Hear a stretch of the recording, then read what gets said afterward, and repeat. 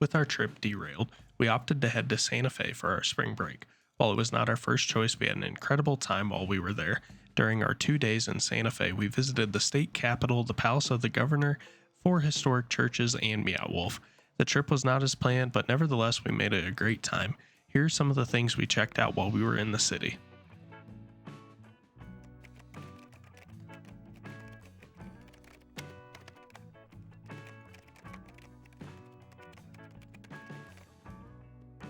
Although our first stop was technically our hotel and some local food, we'll get to the food later.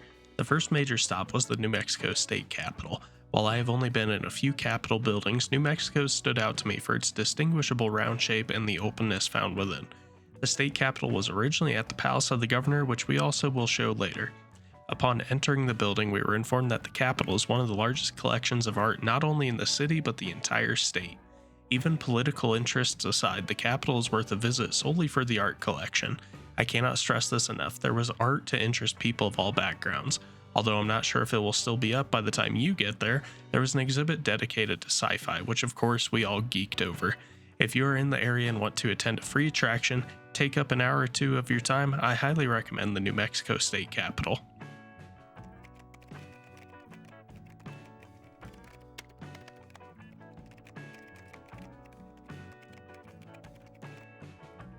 I want to quickly state that in no way do I desire to convert anyone to another faith. However, the churches in Santa Fe are on a whole nother level. While my friends and I visited the churches, it was more from a historical standpoint rather than a religious pilgrimage. Even with our diverse religious backgrounds, we greatly appreciated these buildings and the history behind them. During our time in Santa Fe, we went to 4 separate churches. Our first stop on the church tour was to the Holy Faith Church of Santa Fe. While we did not realize that the church itself was going to be hosting a service at the time we visited, it ended up working out super well for us. Upon entering, the father waved me and my friends up to the front. We joined them in a communal prayer and appreciated hearing the father speak about the world troubles rather than just America-centric ones. We ended up staying for a while after the prayer service and talked to the father and some of the clergy members for nearly an hour. In that time, we were informed about the church, its history, and the multicultural history of Santa Fe. The church itself was very beautiful and had such a rich history that ties all the way back to early Santa Fe. Built in 1863, the church has a rich, nearly 200-year-old history. While it pales in comparison to the 414 years of Santa Fe's history, the church was still an incredible sight to visit. I originally had a script wrote out for our second stop, but our second stop was Loretto Chapel. I'm just going to kind of speak from the heart for this one. So while this was a very cool stop on our trip, and if you know anything about the miraculous staircase that is there, highly recommend visiting. However, it is very crowded, there's loudspeakers playing, and also it does cost to get in. So if you're looking for a more spiritual experience or something that has a little bit more of an intimate connection with the church itself, probably going during the middle of the week is not going to be a good time. Again, this was just my experience. I don't discourage you from going, but the church itself was very loud and seemed very commercialized while we were there. And for stop number 3, while I feel like it's a bit odd to categorize a church as my favorite, of the ones we visited, the San Miguel Mission was my favorite of the ones we went to.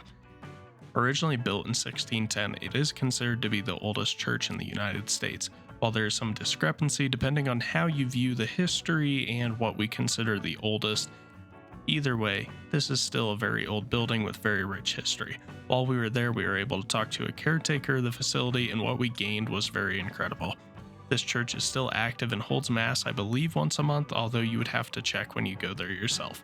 Again, I found this church to be very interesting as we learned about its history, and we were able to get a better sense of the mingling of cultures within the region. Our last stop as far as the churches go was Cathedral Basilica of St. Francis of Assisi, more commonly known as St. Francis Cathedral. This historic church was built in the 1800s and was finished in 1887. This building can be seen from much of the downtown Santa Fe area, and genuinely it is awe-inspiring. From the stained glass on the inside to the statues within the campus, this church was truly beautiful, and I feel very grateful having gone in it. While the hours are a bit difficult to navigate, it is well worth the stop. Again, even if you are not of a Christian background, the architecture and artwork within the cathedral alone is worth the visit. This church also includes some interesting native connections and has a lot of room for further research. Highly recommend you go check it out.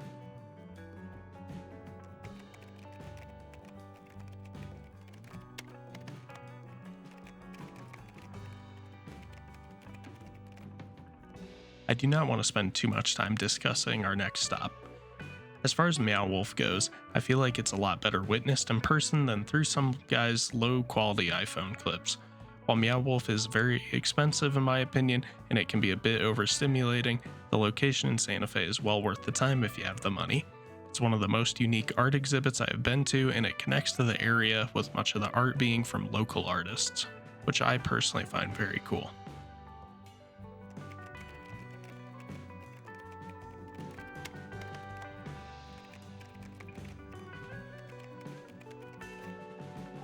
Our next stop was Palace of the Governors, and this was an interesting stop.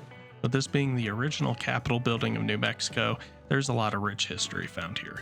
While the palace side has become a museum of the building itself, it also serves as the New Mexico State Museum, and the exhibits found along the way not only tell of the rich history of the state, along with the American Southwest as a whole. If you have the time, highly recommend adding it to your trip in Santa Fe.